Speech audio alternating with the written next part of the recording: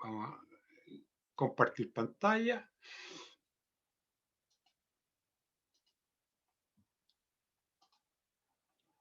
Lo que me decían ustedes acá, ¿se ve esta pantalla, verdad? ¿Sí? Sí, sí se ve, profe. Lo que me decían ustedes acá, que en un tiempo de juego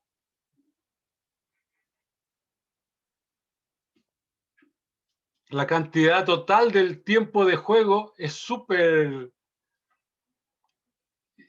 poca en relación al tiempo total que dura el partido, ¿ya? Y eso depende también de los elementos tácticos que uno incorpore. Por ejemplo, aquí ustedes se dan cuenta que la cantidad de tiempo que uno ocupa, que no está en contacto con el juego, es harto. Ustedes se dan cuenta en las estadísticas del fútbol que más del 50% del valor no está en juego. ¿Te fijas? Entonces eso hay que saberlo también para poder trabajar con la intensidad. Y algunos entrenadores tienen varias ideas bien interesantes de cómo manejar la intensidad del juego. Todas son válidas mientras les resulte. ¿Ya? Ahora, ¿cómo se determina la intensidad para los deportes cíclicos? Voy a hablar de deportes cíclicos. El único que tiene una forma diferente de ver las cosas es uno de los mejores fisiólogos de la historia, que es Astrand, ¿eh?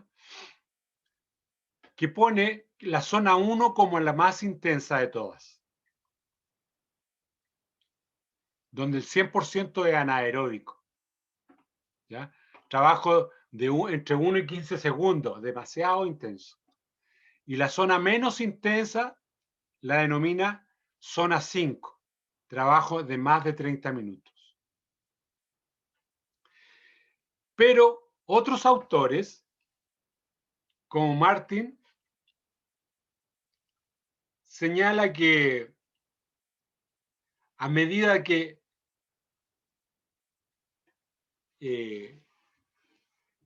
estamos trabajando en frecuencia cardíaca escasa, lo llama zona 1. ¿Te fijas? Acá Nikiforov también hace lo mismo. La zona 1 es lo más bajo y zona 4 es lo máximo. Al revés de Astran. Entonces, cuando ustedes recurran a mencionar el nivel de intensidad de acuerdo a algún autor, tienen que mencionar al autor para saber y ubicarse, porque hay algunos que lo ponen en el otro sentido. Y aquí está lo que hago yo normalmente. Cuando salgo a trotar, yo voy en la zona entre 2 y 3. ¿Ya? Lo disfruto, camino, huelo el ambiente, miro los pajaritos, los árboles, qué sé yo. A ustedes cuando se les aplica el test, ¿se acuerdan de ese que aman tanto ustedes, de carrera pedestre? Están aquí, sobre el 70%. ¿Ya? Si es que quieren llegar en los tiempos límites que le han impuesto los malvados profesores ahí en esas escalas, ¿ya? Pero para algunos, conocí un par de casos de mujeres que mientras unos trabajaban al 100%, había mujeres que estaban en esta zona al 70%. La misma distancia al mismo tiempo. Entonces, esto hay que medirlo en términos individuales, ¿ya?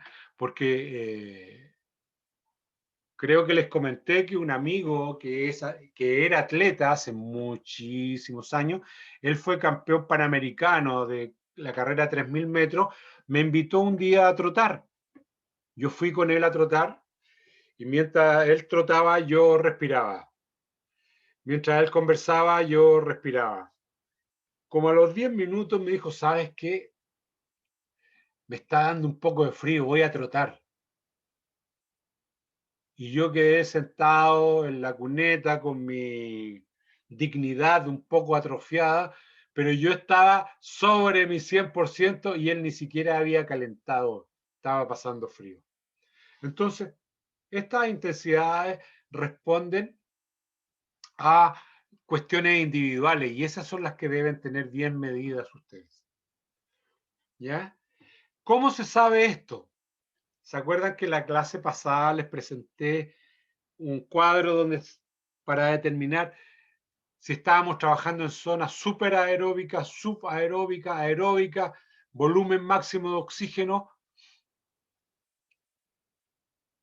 Ese es el momento en que ustedes deben saber en qué zona están trabajando para saber a qué intensidad y a qué velocidad se están desplazando para alcanzar esta intensidad y esa calidad de gesto.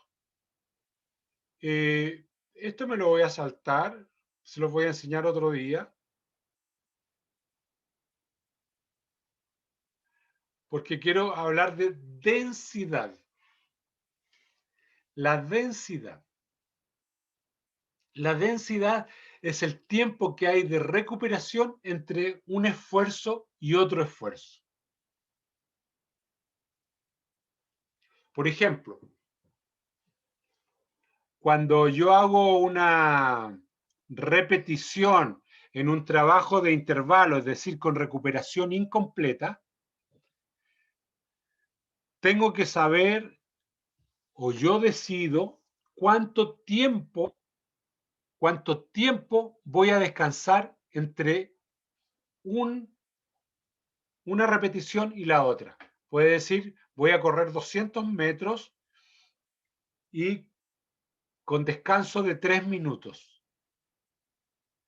Porque yo sé que en 3 minutos mi recuperación cardíaca es incompleta y ha llegado a nivel de 100. Entonces digo ya, en 3 minutos para llevar un tiempo.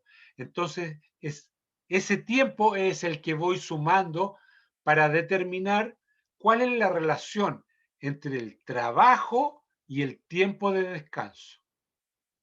Por ejemplo, en este ejemplo que le acabo de dar yo, que voy a correr 200 metros y voy a descansar 3 minutos, mi relación aproximada es de 1:6 o de 1:8. La cantidad de tiempo trabajado por el tiempo descansado. Hay otros niveles de intensidad donde el tiempo trabajado es 1 y el tiempo descansado es 0,5, es decir, la mitad del tiempo trabajado. Hay un programa que está haciendo furor hoy día en los colegios que se llama Funterval, que se hace al inicio de las clases. De cualquier clase se puede hacer. Dura 4 minutos. Se usa 20 minutos, 20 segundos de trabajo por 10 de descanso. Y eso se repite 8 veces y después de eso se implican en las materias que están trabajando. Entonces ahí están trabajando de una relación de 1:0,5 o de 1:0,8 más o menos. Entonces esa es la forma de determinar la densidad del esfuerzo. Por ejemplo, un esfuerzo de sobrecarga. Cuando tú has hecho un trabajo de sobrecarga, ¿cuántos minutos debes descansar aproximadamente?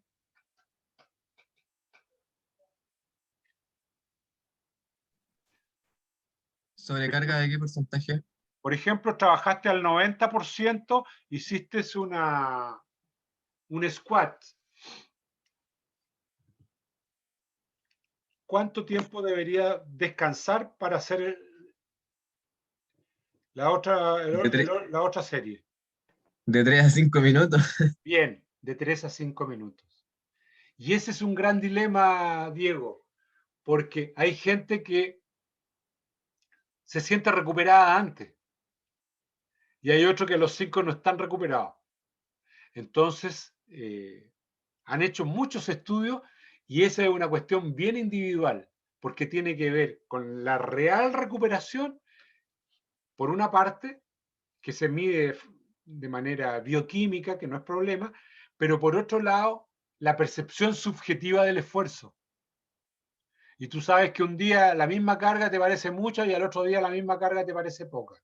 Entonces, va entre lo que tú dices, entre 3 y 5 minutos, entre una serie y otra. Bien. Y esa es la forma en que se dice. 1 es a 3, 1 es a 6, 1 es a 1.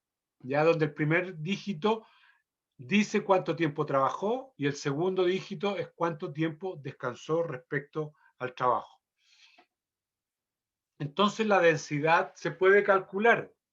Por ejemplo, una persona que trabajó 102 minutos, esto es natación, ¿eh? Y trabajó 102 y descansó 26 minutos, se hace este cálculo por 100, se parte por el tiempo trabajado y esta es la densidad del trabajo, 74,5 expresada en porcentaje. Y así yo te puedo preguntar muy bien, ¿cuál fue tu volumen? Bueno, yo en esta sesión corrí 35 kilómetros. ¿A qué intensidad? Trabajé a 15 kilómetros por hora o trabajé a 5 metros por segundo. Muy bien. ¿Y cuál tuviste densidad? No, la densidad fue cero porque lo hice sin descanso. Pero si lo hubiera hecho con intervalos, puede decir, hice estos kilómetros y cada 5 kilómetros me detenía 3 minutos o 5 minutos. Y ahí puedo calcular la densidad del esfuerzo porque ahí fue un trabajo por intervalos. El último elemento de los componentes del entrenamiento es la complejidad. La complejidad significa cuál es el nivel de dificultad de la tarea para el deportista. Y aquí aparece las escuelas de formadores de deportistas que van desde el juego al juego reglado, al juego predeportivo y después recién pasan a la etapa de iniciación al deporte. ¿Todo eso para qué? Para que los niños vayan entendiendo de qué se trata este juego, cómo se juega, cómo se van adquiriendo los gestos. Los niños aprenden a jugar, por ejemplo, con balones de básquetbol más pequeños, más livianos, con balones de fútbol más pequeños, más livianos, con pelotas de tenis más grandes, más livianas, con rackets más cortos, que tienen una cabeza un poco más grande, más livianos, y así se va iniciando desde el juego al juego reglado, al predeporte y al deporte. Si usted se apura mucho, por ejemplo, al enseñar básquetbol a niños con balones grandes en canchas y aros a la altura del deporte reglamentario para los adultos, normalmente el niño va a empezar a hacer deformaciones técnicas para conducir el balón, para botear el balón que es muy grande y después para lanzar. Entonces se hacen adecuaciones con canchas más pequeñas, con tableros más bajos, con balones más livianos, balones más pequeños que se adapten a su mano y a sus kilos y a su capacidad. Entonces, la capacidad tiene que asociarse con el nivel que tiene una persona que se está iniciando en el juego o en el deporte. Si se incorpora a deportes como la gimnasia, por ejemplo, normalmente parte con mucho juego, mucho rebote, mucho colgarse, mucho suspenderse, mucho balancearse, para después iniciar el camino hacia la técnica de las rodadas, a las situaciones invertidas, a los impulsos. Pero primero tienen que jugar con muchas trepas, saltar desde pequeñas alturas, equilibrarse sobre alguna superficie ancha y poco a poco ir acortándola, rebotar en trampolines más elásticos y poco a poco ir hacia trampolines un poco más duros, en fin. Esto es lo que se llama la complejidad, ¿ya? Y la complejidad no puede quedar separada de la intensidad, del volumen y de la densidad. Porque mientras más iniciado, mientras más neófito, mientras menos sepa uno del juego, el volumen debe ser menor, la intensidad menor y la densidad mayor. O sea, más descanso entre entre un ejercicio y el otro, y los ejercicios deben ser más simples y deben ser a no tan alta intensidad. Entonces, estos son los 4 componentes que son claves en el lenguaje del entrenamiento deportivo. De aquí en adelante, entonces, vamos a hablar ya de volumen, de intensidad, de densidad y de complejidad, ¿ya? Y por ahí vamos a enseñar a hacer estos cálculos para que usted sepa y los tenga presentes. ¿Alguna pregunta respecto a este tema que hemos abordado en el entrenamiento deportivo?